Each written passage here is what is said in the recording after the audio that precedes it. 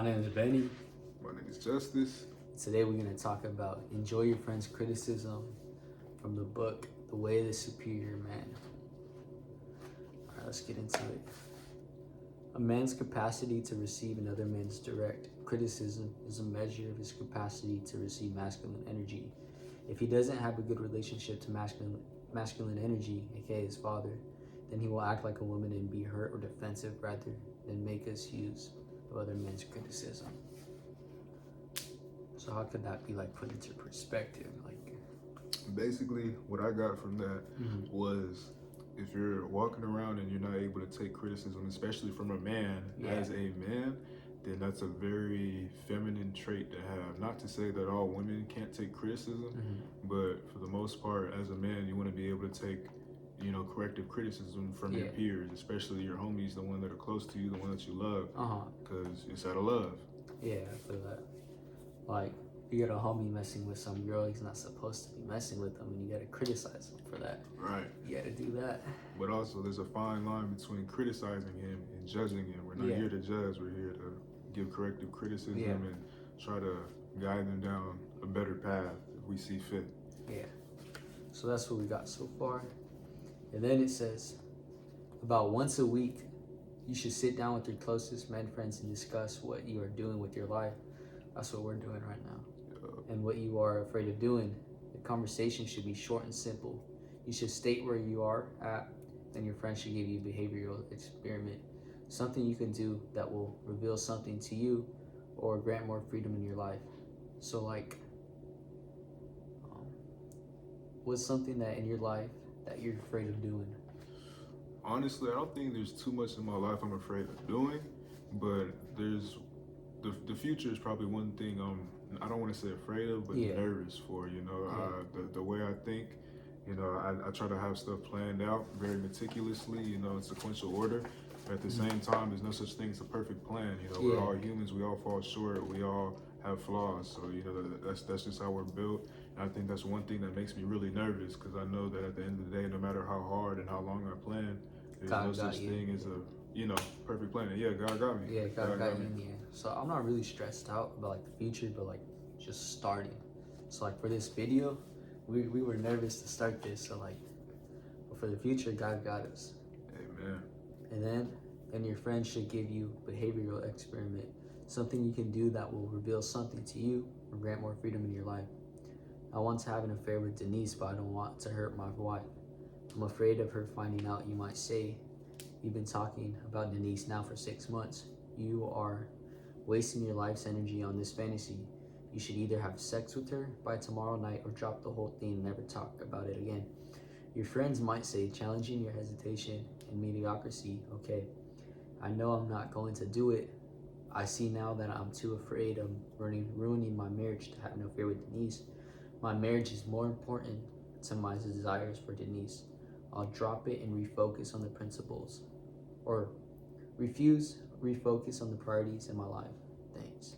So off rip, that's a pretty extreme scenario, pretty extreme example, but that does make sense. If you're to the point where, you want to have an affair with Denise, but you don't want to cheat on your wife for whatever reason, you still love your wife genuinely, at that point you should just like give yourself an ultimatum: either go sleep with Denise tonight, or if you don't sleep with Denise by tonight, then just leave it alone and never touch it again.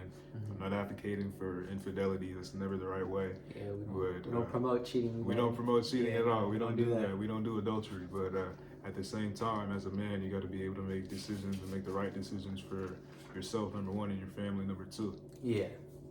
And then it says in the book, your close men friends should be willing to challenge your bureaucracy by suggesting a concrete action you can perform that will pop you out for your rut one way or another.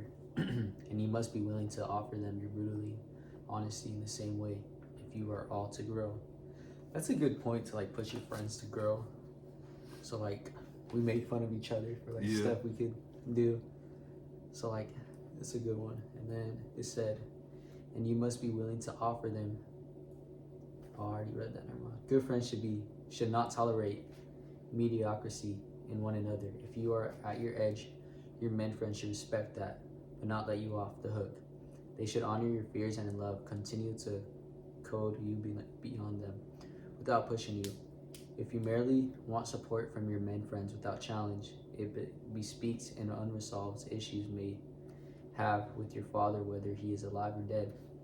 The father force is a force of the loving challenge and guidance. Without the masculine force in your life, and your direction becomes unchecked, and you are liable to mender in the mush of your own. Yeah, I feel that. So I feel like if someone doesn't have like a strong father figure, they're more sensitive, or like, or like definitely. I could vouch, just based off what he just read right there, that short little passage. My father has never been consistent in my life, and I'm gonna be honest. I'm gonna be transparent and keep it 1K. I've noticed, sometimes at times I've been, overly emotional sometimes, or maybe not emotionally available, and sometimes just straight up emotionally immature. So eventually, in due time, with God, of course, comes growth, but that definitely plays a big factor. Not having a stable father figure, and then sometimes not having a mother figure too. But there's a balance in everything. There's a balance in everything. Yeah. And then it says, your close men friends can provide the stark light of love, uncompromised by fearful, Mr. Nice act by which you can see the redirection you really want to go. Choose men friends who themselves are living at their edge, facing their fears and living just beyond them. Men of this kind can love you without protecting you from the necessary confrontation with reality that your life involves. You should be able to trust that these friends will tell you about your life as they see it, offer you specific action which will shed light on your own position and give you the support necessary to live in freedom and beyond your edge, which is not always or even usually comfortable. That's a that's pretty self-explanatory. Yeah. You don't want to surround yourself with people who are comfortable, or maybe you do, but the way we think, I want to speak for myself. Number one, the way I think, I don't want to surround myself with people who are just comfortable where they're at. There's always room to grow. So I'm the type of person to never just be comfortable where I'm at. Doesn't matter where I'm at in life. I know there's always room to grow. Yeah. And then it says, if you don't know your purpose, discover it now. Without a conscious life purpose, a man is totally lost, drifting, adapting to events rather than creating events. Without knowing his life purpose, a man lives a weakened, impotent existence, perhaps eventually becoming even sexually impotent or prone to mechanical and disinterested sex. Yeah, that's pretty self-explanatory too. As a man, especially as a man, you got to have a purpose. You don't have to have it all figured out. That's an impossible ask. Purpose over pleasure. Yeah, you got to have a purpose. Over pleasure. Eventually, if you don't, you're just going to be walking around the world aimlessly. And like I said, you may be, sexually immature. You may just be going out having sex and laying down with any and everybody, which leads to sin. Yeah. And it's just not ideal at all. Keep going. All right, but the core of your life is your purpose. Everything in your life, from your diet to your career, must be aligned with your purpose if you are with coherence and integrity in the role. I got this this boy named Salt put me on. Y'all know him. Y'all probably know him, Isaiah Salter. His podcast is Wagos, with a grain of salt, and all he talks about is being aligned with your purpose. He helped me a lot. Yep. For like, I do jiu-jitsu, and when I first started, it wasn't too good, and I kept going, and I was more aligned with my purpose for that, and been getting better since that. But you need to be aligned with your purpose. You got to do tasks that lead you to that. You can't be doing stuff that is not aligned with your purpose, and you won't get that goal. Absolutely. Yep. If you know your purpose, your deepest desire, then the secrets of success is to discipline your life so that you support your deepest purpose and minimize distractions and detours. But if you don't know your deepest desires, then you can't align your life to it. Everything in your life is dissociated from core. You go to work, but since it's not connected to your deepest purpose, it's your job, a way to earn money. So when it comes to finding your purpose, for me, I'm speaking for myself specifically. I definitely know what my purpose is, or at least I have a pretty good idea. Yeah. You know, I've prayed about this so many times. You know, I love to cook. I love music. So I've been passionate about both of those since a little boy. Mm-hmm. So that's something. Those are two passions of mine, which I've been nurturing for a while. But if you don't know your purpose, you know, that just comes with prayer. That just comes with praying. You know, you got to be able to, you know, reach out to, you know, different people, of course, but God number one. So prayer, that's the number one source. Let's see. It says, disconnected from your core, you feel weak. This empty feeling will undermine not only your erection in the world, but your erection with your woman too. That's lust right there, huh? Yeah, that's definitely lust. That's lust. However, when you know your true purpose, which is your core desire in life, each moment can become full expression of your core desire. See, for me, I don't really know my purpose yet because I've been trying new things and I'm not sure what I'm passionate about yet. But I pray to God every day to like what's my purpose in life and stuff like that. Amen. Yeah. And then it says, every instant of career, every instant of intimacy is filled with the power of your heart purpose. You are no longer just going through the motions at work and with your woman, but you are living the truth of your life and giving the gifts of your love moment by moment. Such a life is complete unto itself in every instant. The superior man is not seeking the fulfillment through work in women because he is already full. For him, work and intimacy are opportunities to give his gifts and be vanished in the bliss of the givings. Right now, we're trying to be superior men, but like we're on the way to that. Deida, I think his name is. He's the one who wrote this. We're trying to pick up some game from him. Yep. Just keep feeding your mind this stuff. Be willing to change everything in your life. A man must be prepared to give 100% to his purpose, fulfill his karma or dissolve it, and then let go of that specific form of living. He must be capable of not knowing what to do with his life, entering a period of unknowingness and waiting for a vision or a new form of purpose to emerge. These cycles of strong specific actions followed by periods of not knowing what the hell is going on are natural for men who is shedding layers of karma in relaxation to truth. Yeah, that definitely ties back to being, you know, just comfortable. Mm-hmm. You know, like I said, I'm not the type to just, you know, be comfortable. There's always room to grow. So, you know, like I said, if you're comfortable where you are, that's fine for you. But, you know, for me and for, you know, a man trying to better himself, that's not ideal. You always have to, you know, strive to, you know, just go higher and elevate. Yep. As you open yourself up to living at your edge, your deepest purpose will slowly begin to make itself known. In the meantime, you will experience layer after layer of purpose, each one getting closer and closer to the fullness of your deepest purpose. It is as if your deepest purpose at the center of your being and is surrounded by layers of concentric circles, each circle being a lesser purpose. Your life consists of penetrating each circle from the outside towards the center. The outer purpose are often the purpose you have inherited or learned from your parents and your childhood experiences.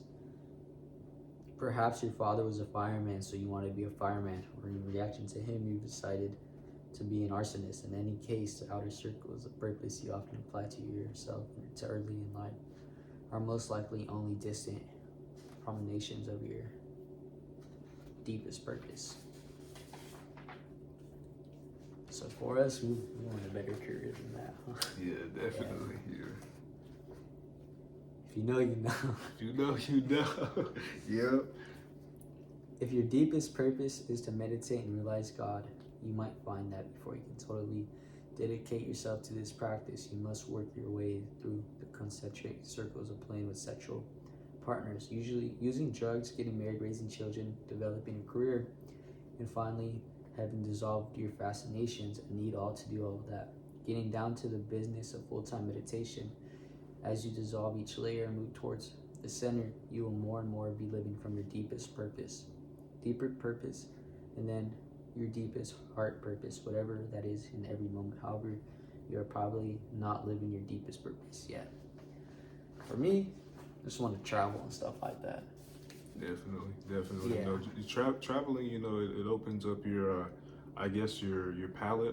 I would say to you know different things, you know, and that, you know, maybe invokes or triggers, you know, you finding your purpose, whatever that may be. So, you know, having an open mind and traveling definitely, you know, fire.